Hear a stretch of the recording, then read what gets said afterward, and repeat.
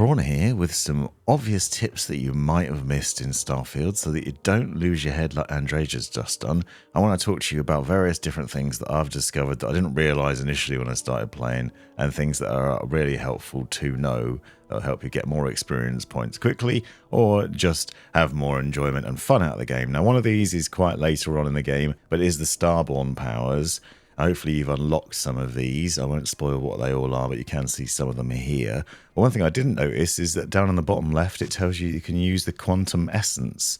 You get this from killing the Starborn, and using that increases the power regeneration for your abilities for a period of time. This means that you can then use it faster, and it will recharge more quickly, allowing you to keep using it over and over again. This can be really useful if you've got to fight a lot of enemies, or if you're trying to churn through loads of kills on loads of creatures like I am here. By the way, this planet Hyla 2 is really good for getting loads of XP. I've done a video on that separately, but you can see the thing recharging down there in the bottom right, and you can basically just keep churning out your power really often. This wasn't obvious, and it's really useful, though you do have to go into that Starborn menu in order to access it. And obviously you do need to kill some Starborn to get it, so it is kind of precious because you don't get those very often. But I have collected a bunch of them, and I did wonder what they're for, and there's the answer. Now, another thing that you might know is that adaptive frames can get you a bunch of experience points, and they're pretty easy to craft because you can do it with aluminium and iron, which you can find fairly easily. But one thing that I didn't realise, and I was stupidly just bashing my way through crafting them, is that you can actually just craft a bunch by just dragging the quantity lever over. So you get 1 experience point for crafting 1, but you can just drag it over and craft a whole load at once and get a whole bunch of experience points. This works across anything that you have masses of materials for that you're able to craft at the various different workstations, whether that's this one or the cooking station or wherever else. So you can just craft multiple things really quickly and get a bunch of experience, which is obviously really handy, especially if you slept beforehand, so you've got the experience points boost. The other thing you'll see is obviously if you craft a lot of stuff, you'll probably get over encumbered, so I've got 920 out of 260 in terms of mass. If you're on board your ship, obviously you can store it in the cargo hold, but if the cargo hold's got too full, you can just chuck it on the floor. If you hold on to your ship and you've got a good one that you plan on sticking with, you can just throw it on the floor and it will stay there. So you can see that you can drop the entire group of things that you've crafted. So if you've got loads of them, you can just drop a big bundle of them on the floor, and they'll actually fall into an individual pile.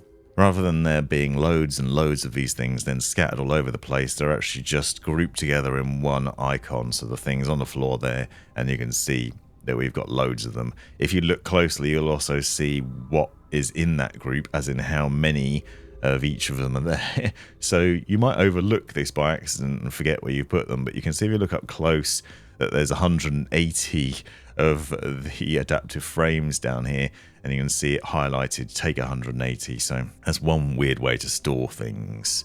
Now, I want to talk about research methods. Under the skills tree, you'll see there's a research methods, and in here, the top rank gives you sudden developments from research. But also if you apply aid, so if you go in here and look for your aid things, if you've been stealing a lot of things, you might find Neurojack, which gives you research projects require fewer resources for 10 minutes, and then Synapse Alpha as well. Now, if you combine the skill as well as these aids, you can then reduce the amount of things required to do the research projects and help with sudden developments, which is essentially where when you're crafting one thing, you have an overspill into others. You can see under the status effects, we've got 50% chance of research sudden developments for 10 minutes and fewer resources required. Now, this is really handy at a research lab if you're trying to craft various different things. I'm concentrating on weapons at the minute, so I'm trying to craft the higher level things, but I keep finding like titanium I just don't have enough of, and adhesive as well. And often either you've got very small amounts of it or you just don't have enough. But with these aid boosts and with that skill, you can then just easily craft these things, and it'll have a knock-on effect. So sometimes if you haven't got any of one of the resources you need, while you're crafting one of the ones that you do have, it will then automatically populate the other one, which then means you've got a full batch, and you can then just get that mod finished. Really helpful, not so obvious. Obviously, it's worth spending the skill points on the research methods because that'll help with that. And then you'll have to work your way through the various different weapon skills and other skills in order to get that. Now, if you're looking to destroy a whole load of ships because you want to improve your ship capabilities, and a lot of those skills require you to destroy ships, use repair kits, take damage to your shields and other things, then there's an area of space that's really handy because you can fight the Varun. Now, this was actually left in a comment on a recent video of mine, so thanks to that commenter. But if you head over to the Serpentis system, which is on the right-hand side here that you can see away from Crix and Nera, you want Serpentis. And if you head to one of the planets in that system, any of them, just fast travel there. And what you'll find is, generally speaking, some Varun ships will appear at some point and try and pick a fight with you. Now, if you've got a pretty decent ship, and you're quite happy with how good your skills are in terms of killing enemy ships, you should be fine. Be warned that sometimes you'll find 2 or 3 ships appear at once. Some of them are fairly high level as well, so you might have a bit of a fight on your hands, but if your weaponry is good enough, you can probably deal with them.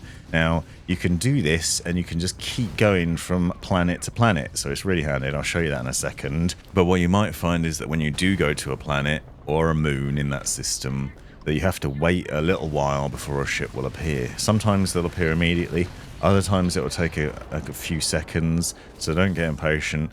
You might find that you just have to wait a little minute, and what I found is just shooting some rocks nearby and getting some minerals while waiting can sort of speed up the process and also get you some extra resources, and then you can just churn your way through those.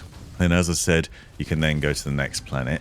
But also watch out for the ship parts, because that's important, because you want to get those ship parts to keep healing your ship, obviously. So loot their corpses after you've destroyed the ships. Then just open up the map and head to another planet in that system, and you can just keep repeating this over and over and over, going from every planet in the system and every moon in the system to the next one. And if you go somewhere and you find that the ships don't appear, don't worry, just go on to the next one.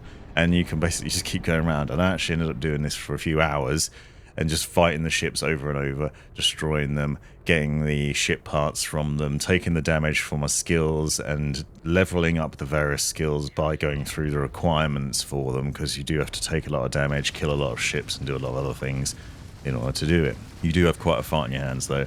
As you can see, my ship's taking a bit of a beating here, but that's okay, because you actually do need to take some damage for some of these, and you need to use the repair kits as well. But once you've done it, you should then level up quite a lot, and it's worth spending the skills in different places. I'm going to get to that in a bit. Now, some of these planets you'll also find Starborn Guardians. Now, these are higher level, sometimes significantly higher level, and again, sometimes there are several of them. So I actually found one of the planets had 3 of the Starborn Guardians in it, which can be quite intimidating to take on, because they do take quite a lot of damage, and they do dish out quite a lot of damage. But they are also really worth killing, because they do give you a lot of experience points. It's getting like 600-700 points per ship here, when you're usually getting about 200 to 300 or something off the Varun fighters, so quite a lot more experience, and that can help you level up really quickly. They don't appear as often though, but they are sometimes in this system, so I have found them 2 or 3 times so far in that area, so it's worth looking out for. Now, ship parts I'd also recommend getting, and I regularly head back to Cheyenne and to Aquila, and it's just the easiest way to get ship parts from what I've seen if you're in the Serpentis system, because you can just basically go between these, and they're fairly close, so the grav jump distance isn't too bad, so it doesn't take too long, and you don't need a mega ship for it. If you head over to Shepard, you can find the ship parts. He sells them, and he regularly sells around 4 or 5. And what you want to do is basically scroll through. You can either look in the all section and just scroll down and find ship parts. You can see he's selling 6 here, for example, and then buy them all. Or you find it under the aid section. So it's actually under aid where all your health stuff is, which is a bit confusing and random to me. I'd recommend, once you've done that, going into your ship cargo remotely, because you can do this from his store. Heading it over to your inventory or your aid section, scroll down, find the ship parts, and then send them to your ship, because they are really heavy. You don't want to accidentally be carrying them around, so put 6 of those, transfer them over to the ship. Now, if you head out of Shepard's and go around the corner, you'll find this place here, which is the guards barracks. If you go inside the guards barracks, you can then head over to the guards beds, and you can sleep in their beds. And I found if you sleep for 48 hours, so 2 cycles of it, what you can then do is you can head back over to Shepard's again, and you can buy the ship parts from him again. So what you can do is basically stock up on loads of ship parts by just buying from Shepard, sleeping for 48 hours, go back to Shepard, buy a load more, store them all on your ship, and make sure you've got absolutely loads of ship parts, and then just head back over to Serpentis and just keep destroying those ships, just churning through your skills and upgrading your character.